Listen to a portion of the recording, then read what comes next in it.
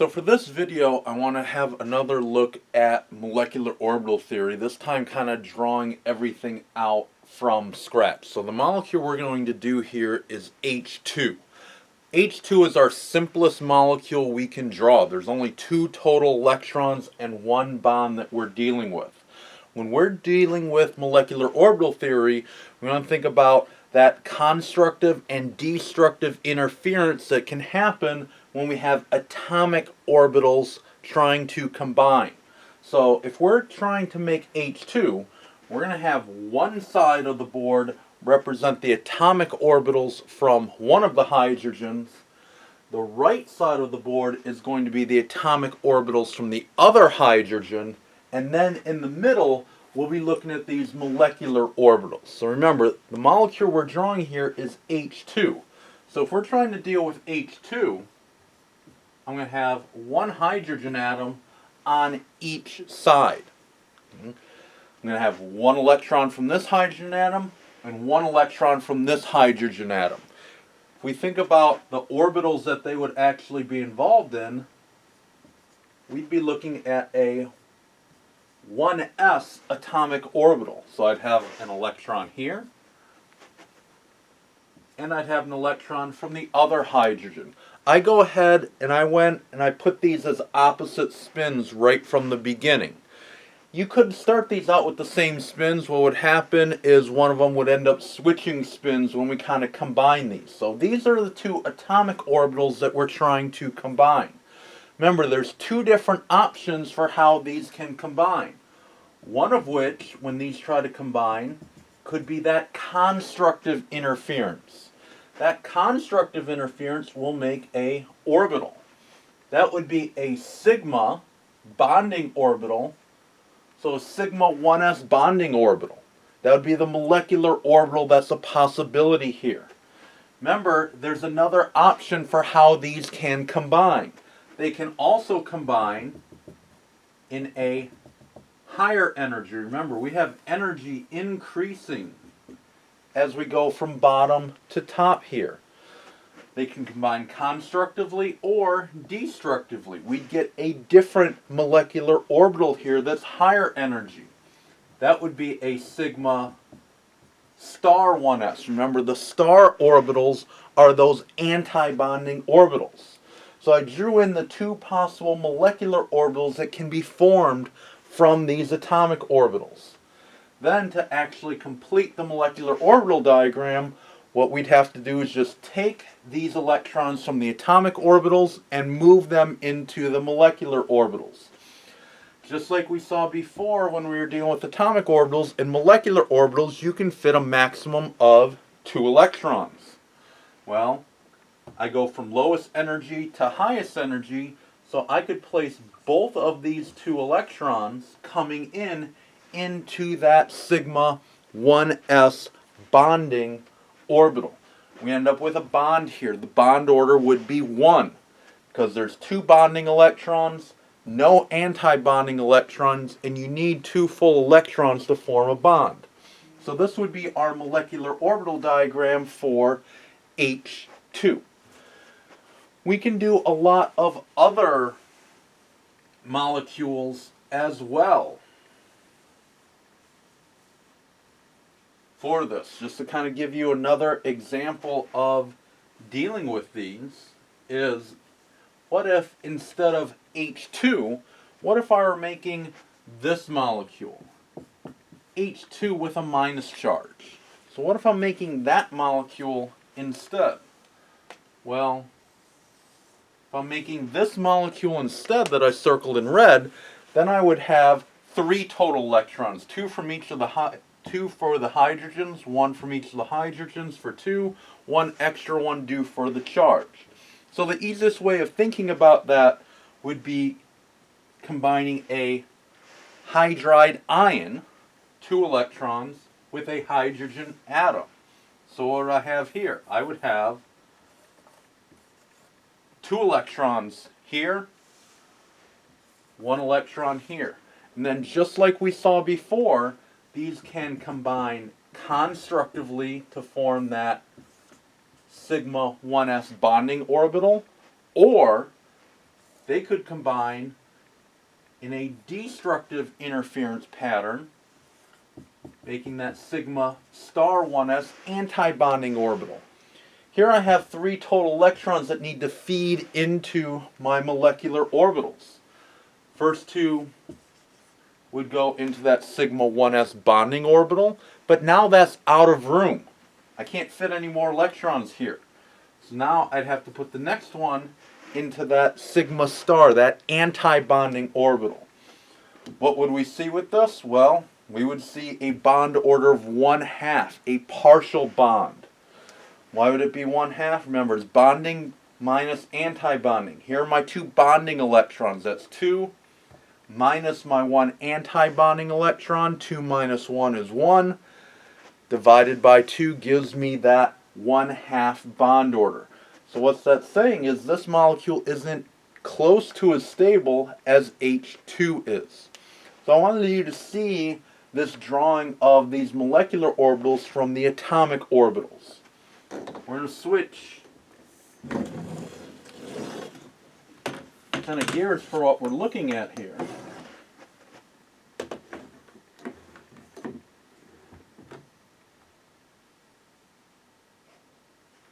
Turn this around, make sure we're still kind of able to see everything okay. We're looking okay. What I've drawn here is, again, similar to what we had in the other video and on that handout, where here we're looking at just the molecular orbitals.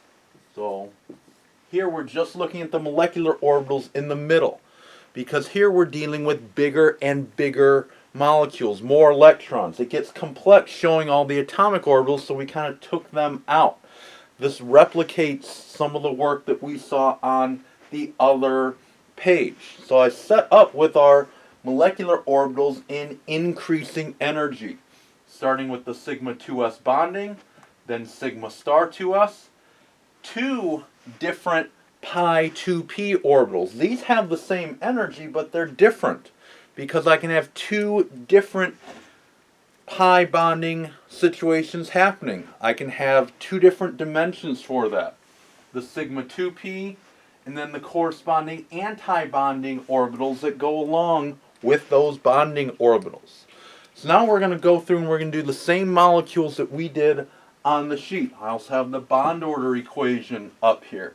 Bond order is your bonding electrons minus your anti-bonding electrons, and then divided by 2.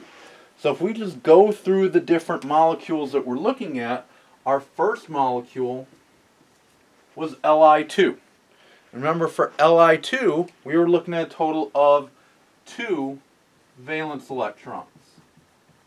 So if we only have 2 valence electrons, they're going to go into the lowest energy orbital. That's going to be the sigma 2s. So the bond order for Li2 would look like this.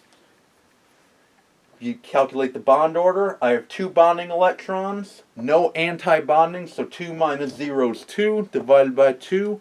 The bond order would be 1. There's a single bond holding these atoms together to form this molecule. So this is what you're looking at for the molecular orbital diagram for Li2. If you go through and do the other ones, it works the same way. If we go ahead and deal with the next one in there, we'd have Be2. Well, beryllium's in group 2A, so we're looking at a total of 4 electrons that we're looking at. We're just filling up from where we left off. We saw where the first 2 went. 1, 2. Where will the next 2 go? 3, 4. Into that sigma star 2s anti-bonding orbital. If I were to calculate the bond order here, the bond order here would be 0. Here's where we're getting that. Bonding electrons, 2. These 2 are anti-bonding electrons, so 2 minus 2 is 0. 0 divided by 2 is still 0. What the molecular orbital diagram is saying is there's no bond here. This molecule should not exist. And guess what? This molecule doesn't exist because there would be no net bonding for that. We kind of go on and do the next one. Next one we would have would be B2. So 2 borons. Borons in group 3A, so we'd be looking at a total of 6 electrons we would have to fill in. Well, you've already seen where the first 4 went.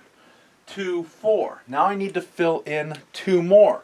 And here, just like we saw when we did electron configurations in Unit 2, we're not going to pair these until we have to.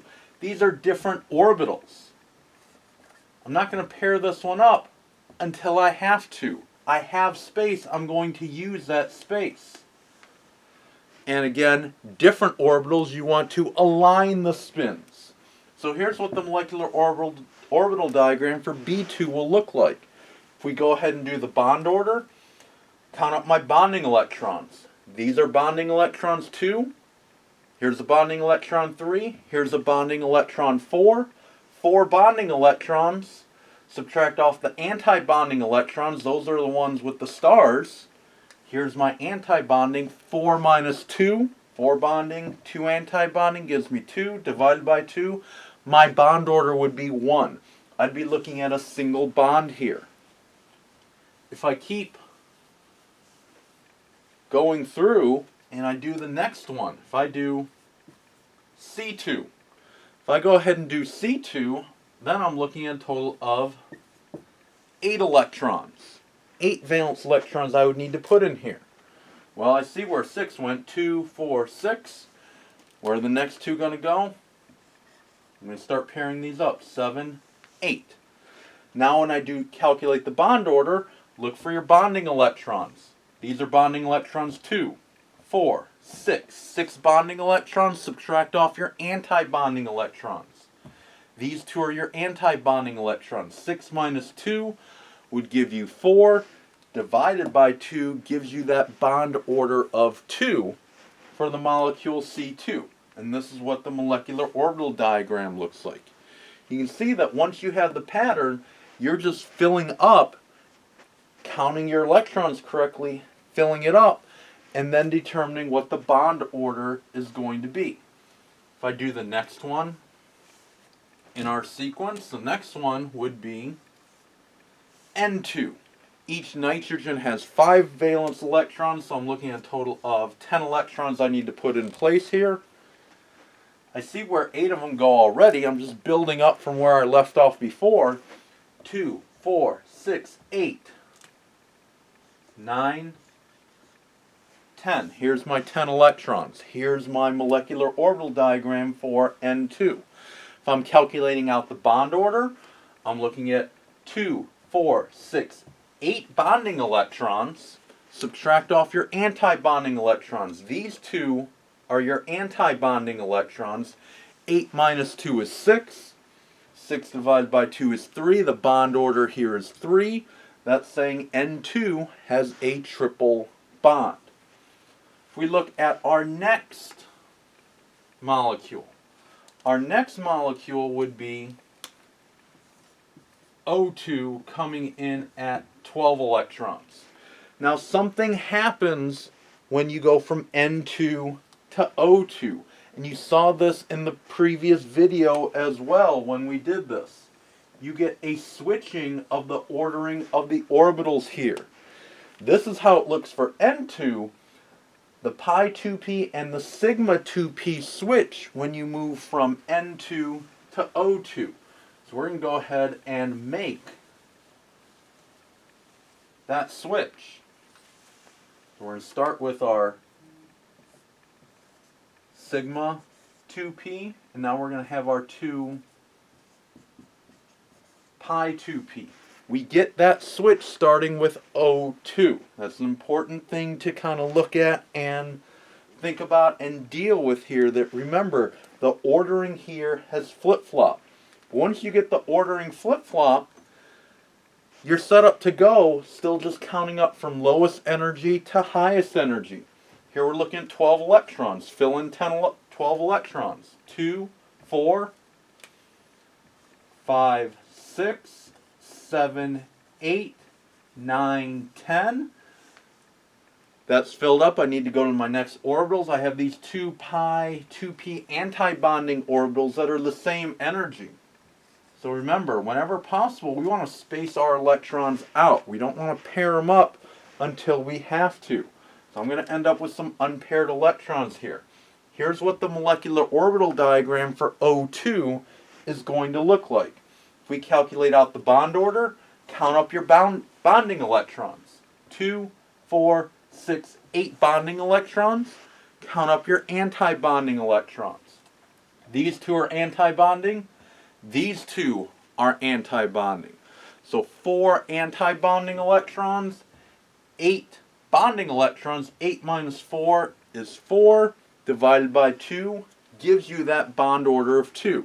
So here you get the molecular orbital diagram for O2. If we keep on going,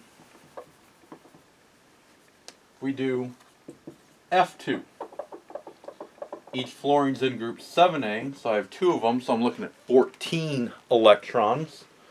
I'm just going to continue where I left off at, 14 electrons. I see what happened with 12. I need to tack on 2 more. Where are they going to go? I'm going to start pairing these up. Now, if I'm calculating out the bond order, I'm looking at my bonding electrons. 2, 4, 6, 8. 8 bonding electrons. Count up your anti-bonding electrons. These are anti-bonding too. These are anti-bonding as well. So I have 2, 4, 6 anti-bonding electrons. 8 bonding, 6 anti-bonding. Make a net total of 2. Divided by 2 gives you that bond order of 1. You get a bond in this. Next one I want to do wasn't in the previous video, but it also shows you kind of this power of prediction that molecular orbital diagrams have. What if I tried to make this molecule Ne2? Now we know this molecule doesn't exist, but the molecular orbital diagram can also predict, hey, this shouldn't exist. If I look at Ne, I'd have 8 valence electrons on each for a total of 16. What would that look like if we tried to build a molecular orbital diagram for Ne2? Well, I see what 14 looks like. Tack on 2 more, 15, 16. Here's what the molecular orbital diagram for Ne2 could look like.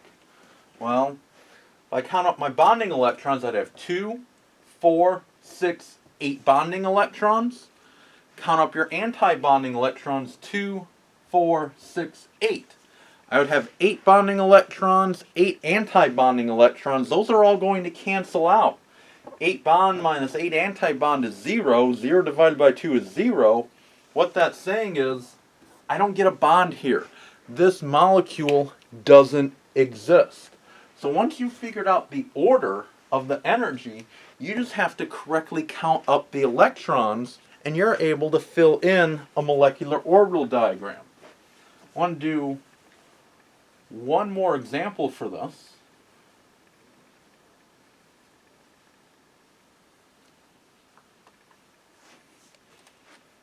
Even for something that you may not have seen before. As long as you can count up the electrons correctly and know the ordering, you can do molecular orbital diagrams. What if I do this molecule, F2, with a +1 charge? Well, I'd get 7 valence electrons from each fluorine. So 7 and 7 more for 14. But I have a plus charge, meaning an electron had been lost. So this molecule would have 13 electrons we would fill in. Well, 13 electrons, just fill in 13 electrons. F is past nitrogen, so I'm going to keep that oxygen fluorine ordering that I have. And I'm just going to fill in my 13. 1, 2, 3, 4, 5, 6, 7, 8, 9, 10, 11, 12. Now I have to start pairing 13. Here's what the molecular orbital diagram for F2 would ultimately look like. You could calculate the bond order for this as well. Count up your bonding electrons. 2, 4, 6, 8 bonding electrons. So I have 8 bonding electrons. Count up your anti-bonding. Remember, anti-bonding is those orbitals with stars. 2, 4, 5. So I have 8 bonding, 5 anti-bonding. 8 minus 5 is 3. 3 divided by 2, I'd have 3 halves, or a bond order of 1.5. So once you figure out the ordering, and you correctly count the number of electrons, you can do molecular orbital diagrams for anything that exists for diatomic second period molecules.